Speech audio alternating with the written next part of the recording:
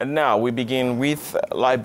Libériens ont voté en grand nombre lors de la première élection organisée entièrement par les institutions et les forces armées du pays depuis la guerre civile. Les deux premières élections au cours desquelles Ellen Johnson Sirleaf, la première dirigeante élue au niveau du continent, a été donc portée au pinacle, ont été gérées en grande partie par l'ONU. Cette fois, les agents électoraux qui se préparaient depuis des mois ont pris la relève. Les observateurs ont signalé de longues files d'attente devant de bureaux de vote à la fermeture. Avec 20 candidats en lice pour le plus haut poste de cette nation ouest-africaine, les analystes pensent qu'aucun d'entre eux n'obtiendra un peu plus de 50% de voix. Il y a aussi près de 1000 candidats de 26 partis qui se battent pour les 73 sièges de la Chambre des représentants. Après avoir déposé son bulletin dans l'urne, la présidente sortante, Ellen Johnson Sirleaf, a estimé que le Libéria était prêt pour la transition. L'Union européenne, l'Union africaine, la communauté économique des États de l'Afrique de l'Ouest et les États-Unis ont déployé de nombreux observateurs électoraux sur le terrain. Le président de la commission électorale, Jérôme Korkioria, a pour sa part qualifié mardi la participation de très forte, sans donner des chiffres précis. En 2011, au premier tour de la présidentielle, le taux de participation avait atteint 71,6%. Nous prenons maintenant la direction de Monrovia pour retrouver notre envoyé spécial, Ni Akrofi Smart Abbey, qui couvre cette élection pour nous. Bonjour, Ni. Good morning, Jerry. Bonjour, Jerry. Ni, dites-nous comment s'est déroulé le vote mardi. Okay. Mis à part les retards observés dans certains bureaux de vote, je dirais que le scrutin de mardi a été un succès. Il y a eu une forte participation, mais il semble que la plupart des électeurs ne semblent pas avoir une bonne maîtrise de l'ensemble du processus électoral.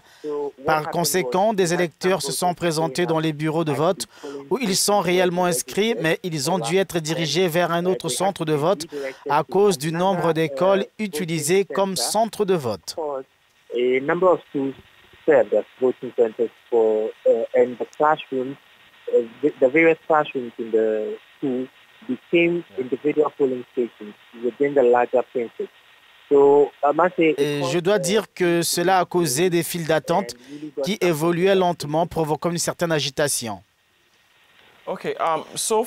Jusqu'à présent, aucune nouvelle concernant des irrégularités majeures. S'il y en a eu, comment sont-elles gérées par la commission électorale?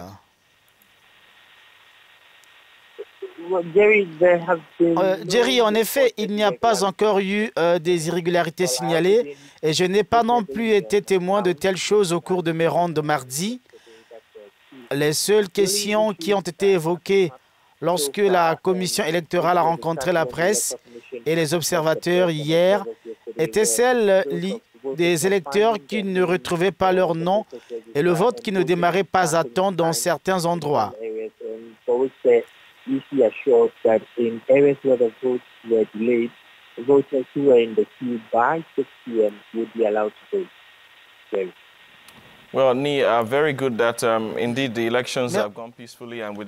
Cette élection se déroule donc plutôt bien.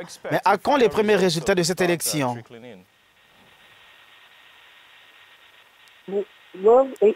Au regard de ce qui ressort de mon échange avec M. Flomo, le directeur de la communication de la Commission électorale nationale, nous pouvons nous attendre à des résultats provisoires à partir d'aujourd'hui parce que le processus de dépouillement a commencé la nuit dernière.